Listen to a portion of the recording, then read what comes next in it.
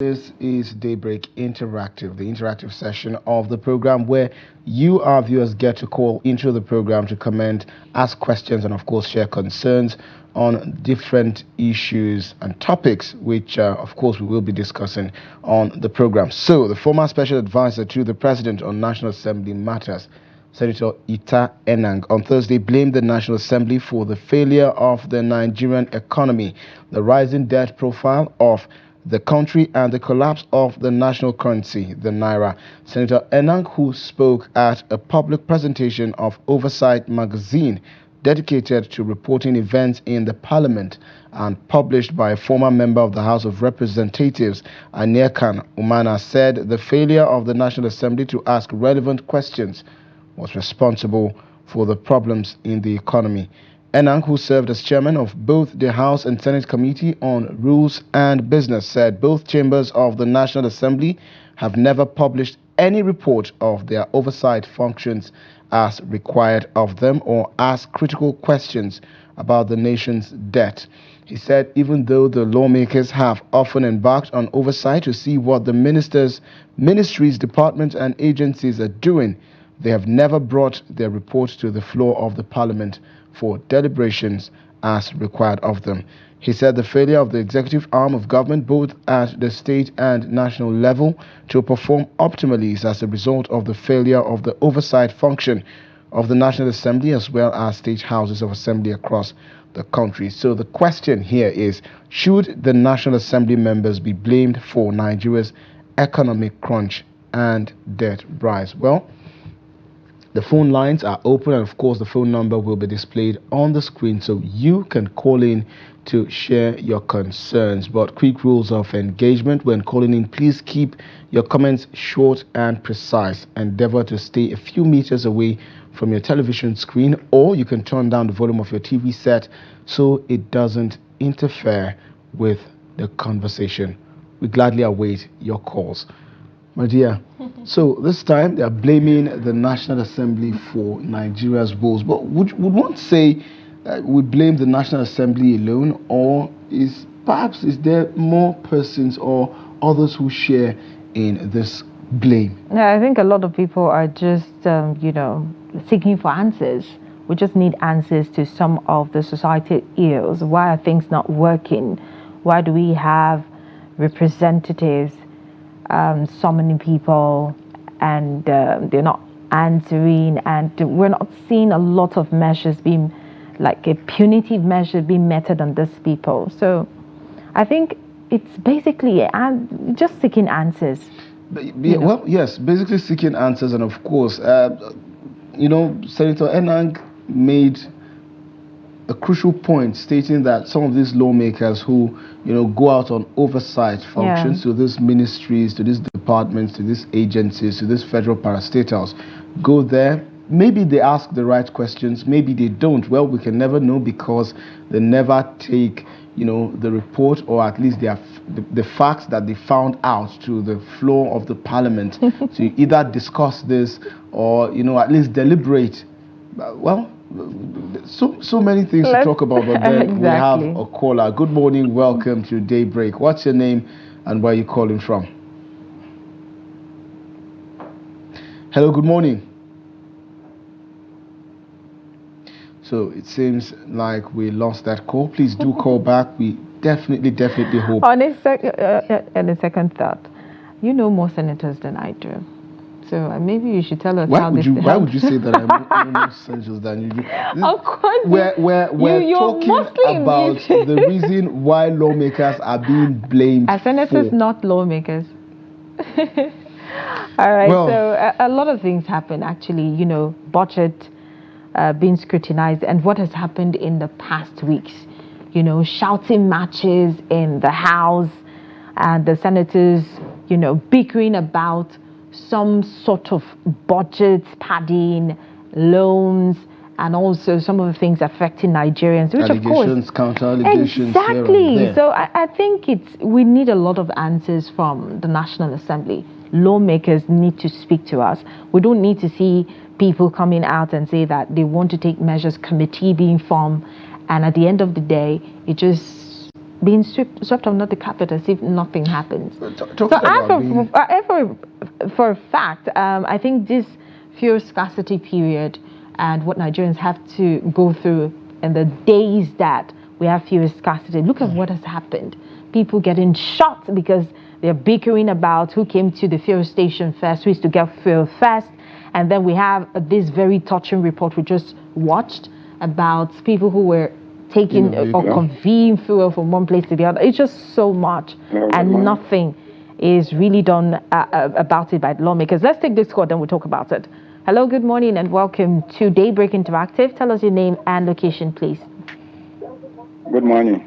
Good morning to you. Could you be a little bit audible? Hello, good morning. All right, good morning to you. Thank you so much for joining. I think it's from here. Hello, good morning. Can you please speak up a bit so we make out what you're saying? I think he's actually speaking on top of his voice. I think maybe the engineers can... All right, go ahead.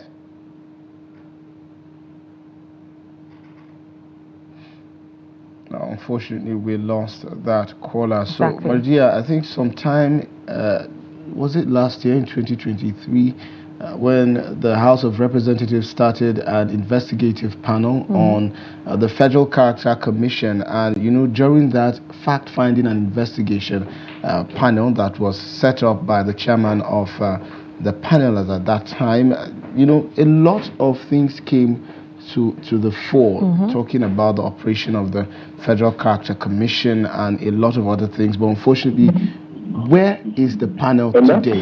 Hello, good morning. Welcome to Daybreak. What's your name and where are you calling from? My name is Mr. Matthew, calling from Zaria, Kaduna State. Welcome to the program, Mr. Matthew. Please proceed with your contribution. The program I saw is the National Assembly to be blamed for the economic hardship. Yes, of course. They are to be blamed because they are there to make policy that will benefit the people. So if there is any failure, they are the ones to blame. Yes. All right, Mr. Matthew, thank you very much for your contributions on the program. So, Mardia, the National Assembly, of course, should be blamed.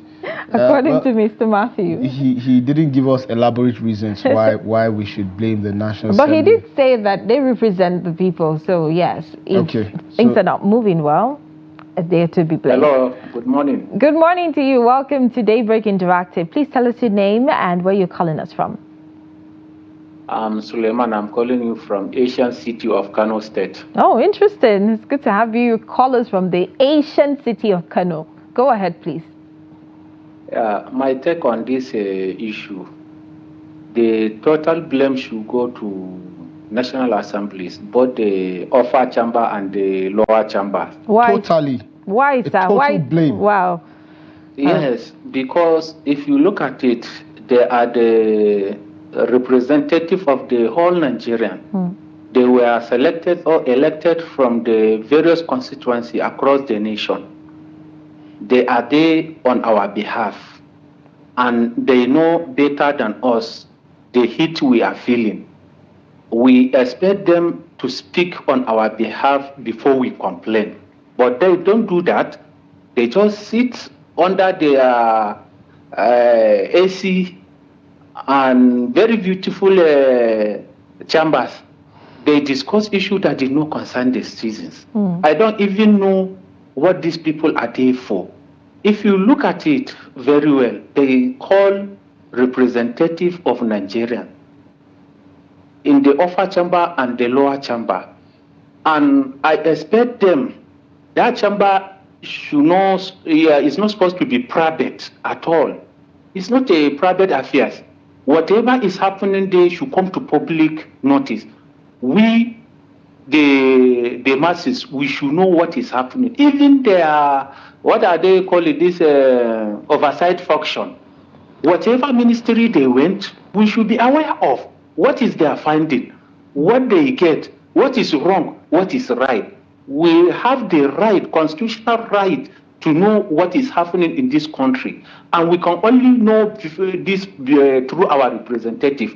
But they don't do that. We don't even know what they are doing. The only thing, if any one of them find monkey hand in the soap and he come to public to announce it, they can only apply hammer solution on him to demand his head on the plate, as they did to this Senator Ningi. So this blame, the hate we are feeling, we Nigerians, we the common citizen, this blame, nobody should take it apart from these two chambers, because they are there as a watchdogs. They should call the executive to order. Okay, we agree. The president made mistake on announcing the fuel subsidy removal before he even understand what his presidency is all about. This man did not enter his office. He did not sit. If you go to Lagos or Kano, they will be telling you that you can handle Nigeria, you can handle Nigeria. It's a total lie. Nigeria is Nigeria. Nigeria is bigger than any other state in this country. So got into the office. Whatever finding you think, all these theoretical, what are they calling, intelligence or idea or knowledge you have about the presidency, how to govern as a president, that did not give you the total understanding of what the presidency is all about. This man did not enter his office from inauguration. He put it into 9 deep ground. We are still there. We did not come out. So we expect these people, since they are there, they know what we are facing. I know some of them, they are passing through different filling stations, different markets. They know what we are facing. They should not pretend that they don't know what Nigerians are feeling. So please, nobody should blame any, or even the president. Me, I forgive him, but those people are all them responsible. Okay. And all right, Mr. Suleiman, thank you very much. Thank you very much. I really appreciate my time. All right, thank you very much for your time. Mr. Suleiman has said quite a lot. He did say that it was a mistake, that they accept it was a mistake. First of all, the presidency didn't come out to say that it was a mistake, saying that fuel subsidy is gone. And he mentioned something about sitting down in their very beautiful decorated chamber. And I remember you filing a report about, the sitting position when they resumed plenary just a few days ago, and I was like, it's just well, a lot. Issues upon issues upon issues. Hello, but then we have another caller. Good morning. Welcome to the program. What's your name? How are you today? We're great. We're great. Thank you. What's your name and where are you calling from? My name is Abi. I'm calling from England, London precisely. Oh, Mr. Abi, how's London this morning? London is cold, raining. We you are the first person who is asking us how we are. I think people should pamper us today. Exactly, it's World Press Freedom Day. You should ask how they're doing. Yeah. And it just reminds me of how this "how are you" goes a long way. Indeed. Sometimes I need someone to ask me sincerely, how are you? Mr. Abe, go ahead with your contribution. I could have still given you chocolate now if I see you. Oh, interesting. Go ahead, please. Well, regarding the economic failure in Nigeria, I will blame the judiciary. Why so? And the reason is this. Okay. There are many things going on wrong in Nigeria. National Assembly, they are human beings. They pass law, they go for oversight. So what happened in that oversight? When people cry loud, and a case of corruption arises, you see judges granting someone who allegedly embezzle money, that don't touch them, don't arrest them, don't do this. Nigeria is the only country in the world where you can find such thing. It can never happen anywhere. That somebody was alleged. You don't even allow people to ask them questions. So that is why when National Assembly members sees that, so they can do whatever they like. They know if you go to court and they will create injunction, the judge will say, don't touch them, don't arrest them. It's a disgrace. So and that's why the economic failure is happening in Nigeria. Nigeria is the richest country in Africa, if not richer than even UK, with what God has endowed us with. But how are they managing it? And the whole world is reading what is going on in Nigeria every day. Somebody is accused of paying in advance and getting 80 billion allegedly. But the judge will say, no, don't touch them. Don't arrest them. Don't leave them alone. What sort of injunction, what sort of justice system is that?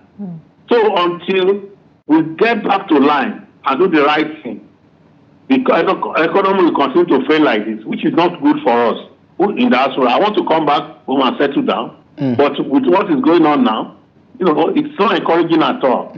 So we are doing a good job, trust TV, and we are enjoying you in England. Please keep the job going fine. Thank you God so bless much. Nigeria, and God bless you.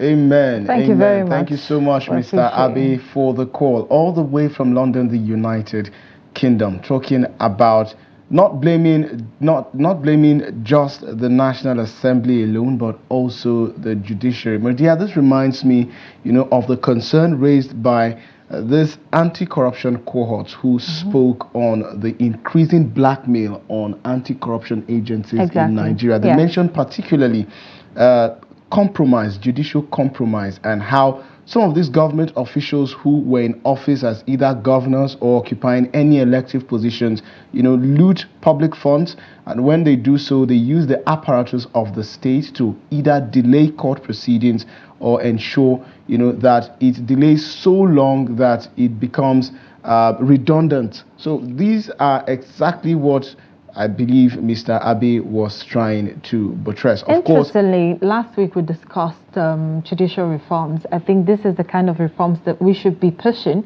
where we have the less trodden people who probably will steal like 5 naira and then get arrested without even giving Hello, good morning. Doubt. Good morning and welcome. What's your name? Good morning, ma.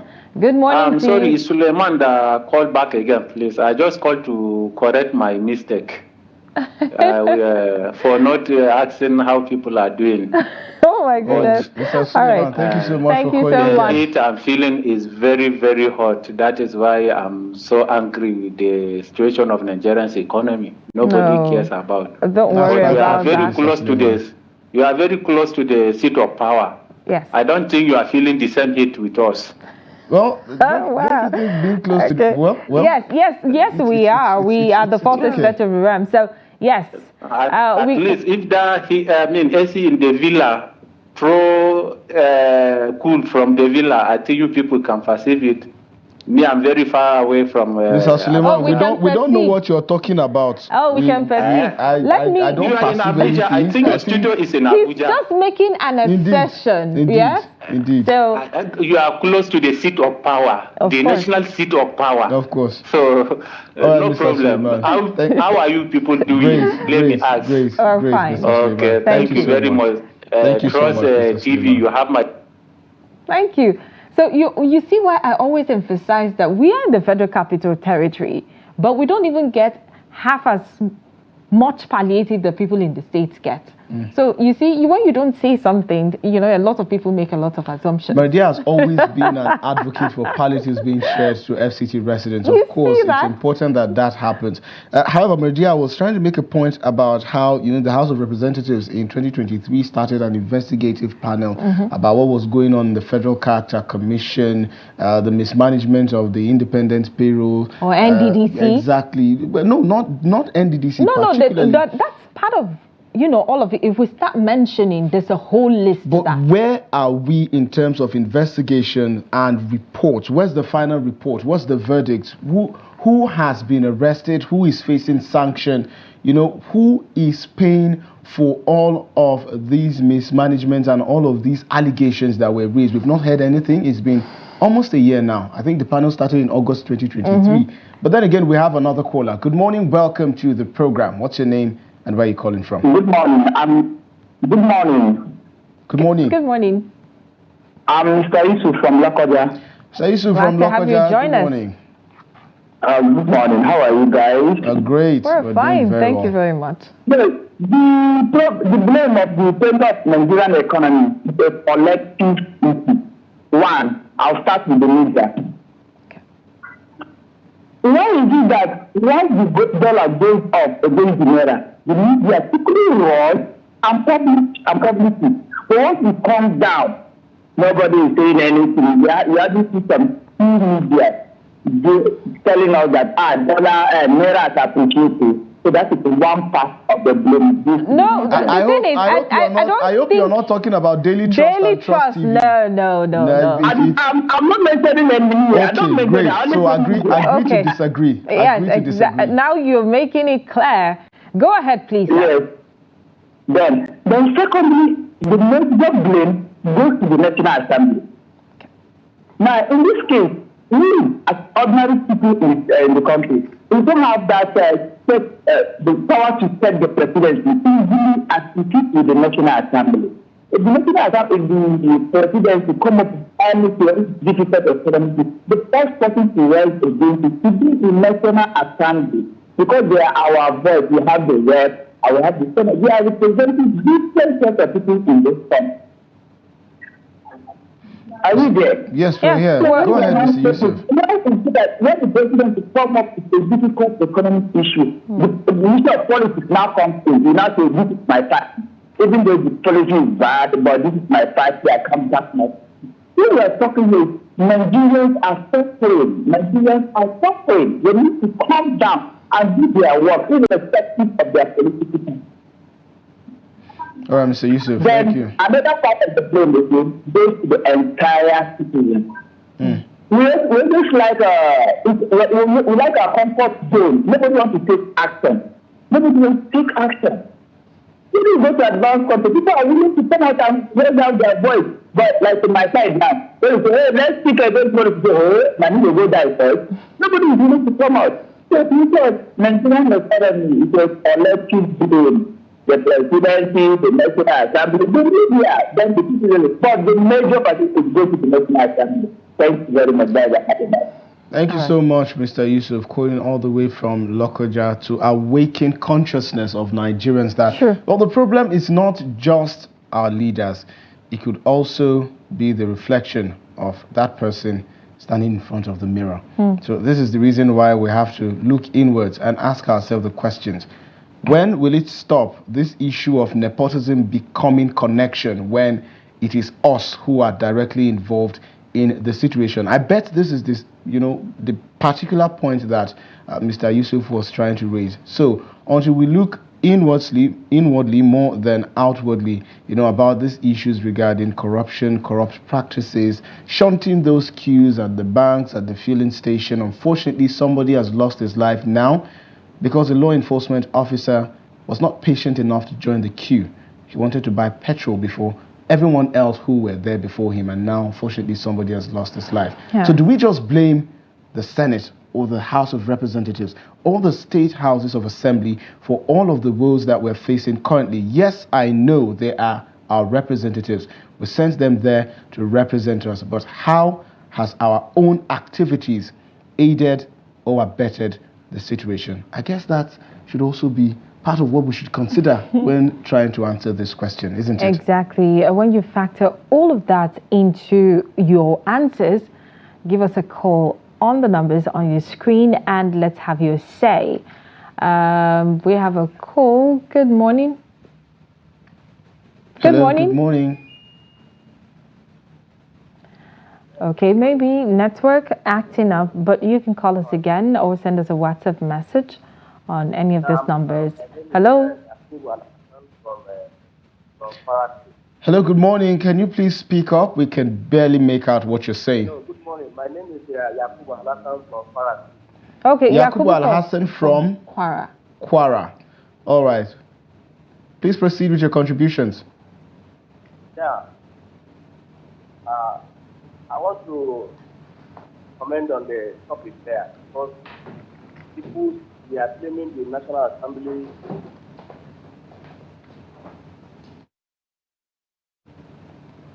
We should not blame the National Assembly though, because Mr. Yakubu, we can barely make out some of what you're saying. Please give us a call back and hopefully we will be able to hear you perhaps more clearly. Of course, it's still the Daybreak Interactive, that part of the program where you get to comment on national issues. We will be going on a break now. Of course, when we return, the conversation continues and expectedly the network is better. Stay with us. What NAFDAC is doing is making sure we are safeguarding the health of the nation. 80 million people have been accounted for that have glaucoma worldwide. The Nutrition Society of Nigeria is laying emphasis on exclusive breastfeeding of our babies. Incidence of kidney disease in children has also been rising, with an estimated 1 in 10 Nigerian children affected. And that sometimes those products contain things that could harm you more than you would expect. So you would have long-term damage which could affect your health over time. Intermittent fasting indeed is beneficial.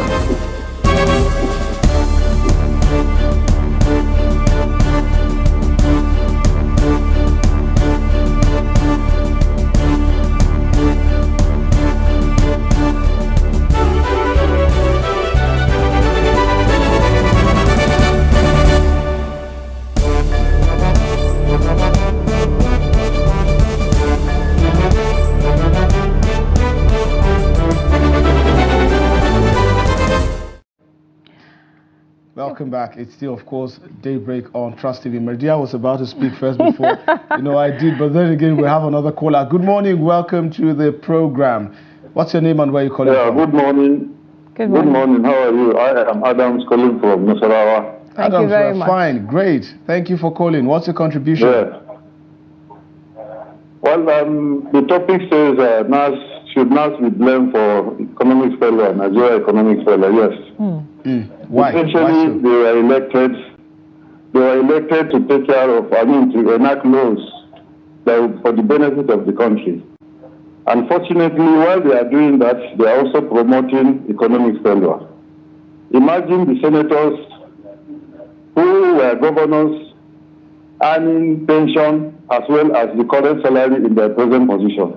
That is also economic sabotage, because the law does not allow somebody who is taking pension to also take salary concurrently. Besides that, the oversight functions they do, most often, while I was working, you hear by the time they are coming to an establishment, they will send account numbers to the establishment and say they should deposit money into that account. Is this an allegation or you know this for a fact? Allegation. All right. Allegedly. They will allegedly send account number to the organization to put money into that account. When you are able to do that, they come to your organization, they will be very soft on you. Even if you have any failures at all, they will overlook it because already you have given them what they want. You hear them shouting so much on those who are not able to meet up with their demand. And this is the truth about the whole thing. Though it is allegation that there are in every allegation there is some iota of truth. The issue we have in Nigeria is corruption. Corruption. You imagine somebody enacting, coming out with his own salary, enacting salary for himself. Why we have the National Wages and Salaries Commission? They enact salaries, all manners of allowances for themselves. They are immediately you are a senator or a House of Reps. It's like you have become a law unto yourself. They are the ones now who are giving us palliative. Palliative, in the sense, is like the economy has failed. Because I don't believe in this palliative. How long are we going to give people palliative? For how long are we going to enjoy palliative? Instead of enacting laws that will really bring out the economic value that everybody will benefit, they are giving us palliative. The rice that we used to know that 50 kg rice, they have now reduced 50 kg to 25, some to even 5 kg, and are giving us palliative. This is the worst form of government we have in the world, because how long are we going to live on palliative? So they are to blame for everything. Instead of advising government properly on what to do, they have now become implementers of policies. They are not supposed to implement policies. Their job is to enact policies and allow the government, the president and governors to implement these policies. But they have become implementers, which is not part of their privilege. This is what is causing the whole problem. So everybody is now like a lord on himself in Nigeria. And that is why things are going the way they are going.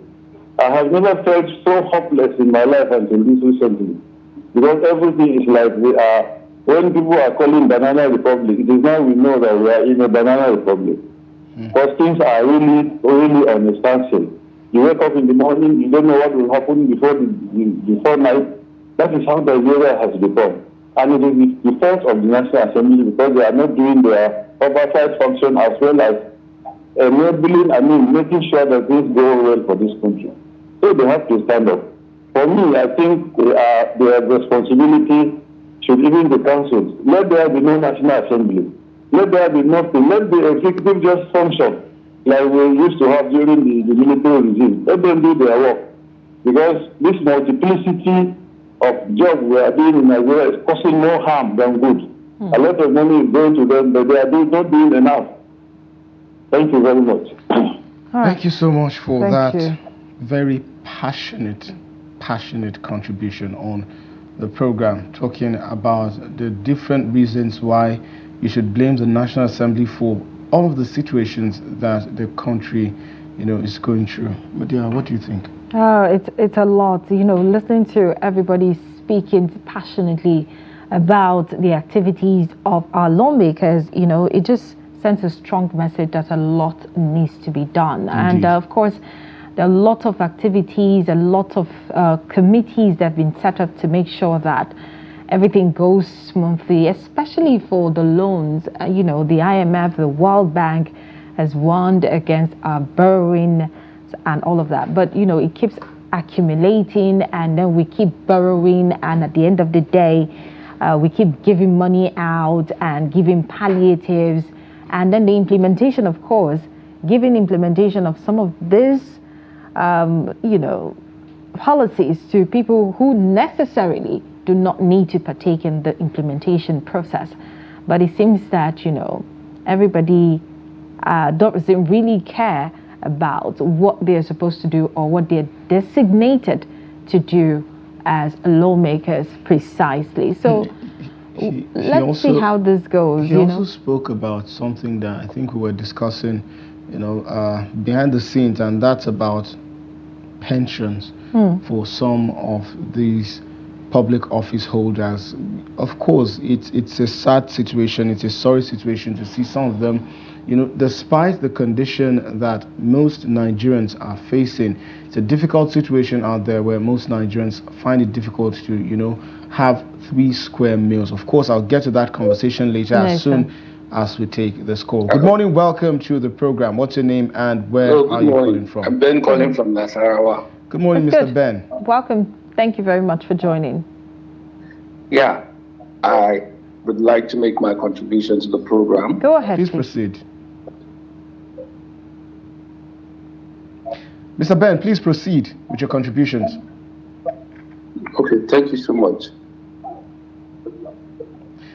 Okay, so Mr. Ben, we'll need you to turn down the volume of your TV set or simply walk away from your TV set so it doesn't interfere with this conversation. So based on the last caller, you can tell that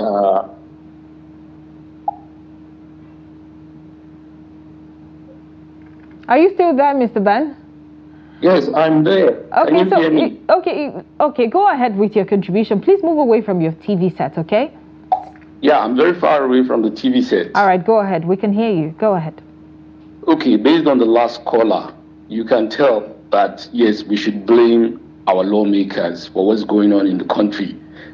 Because if you check the cost of governance, these people are overpaid for the services that they render to the country. Meanwhile, the less privileged, they have no idea what is going on with them because they are not part and parcel of what the lowest man or woman in Nigeria is going through.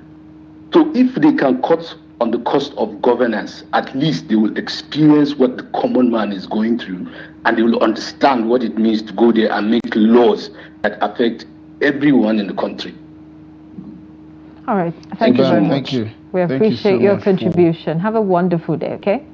Quite swift, short, and sharp contribution Precise. by Mr. Ben from Nasarawa State. So I was talking about the situations around pensions and public officials who might be drawing pensions from different institutions per state or so. Someone serves as a governor, he gets pension after his 4-year or 8-year tenure as governor. Maybe before then he was a military officer who served in the military for many years, retiring as the never relenting politician.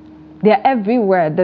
Since inception of democracy, they've been in one position of the government or the other. So there's a practical example of one serving as a military officer, from military officer to becoming a military governor, to becoming a governor of a state, to becoming a senator representing that same state, and then drawing pension from all of these places.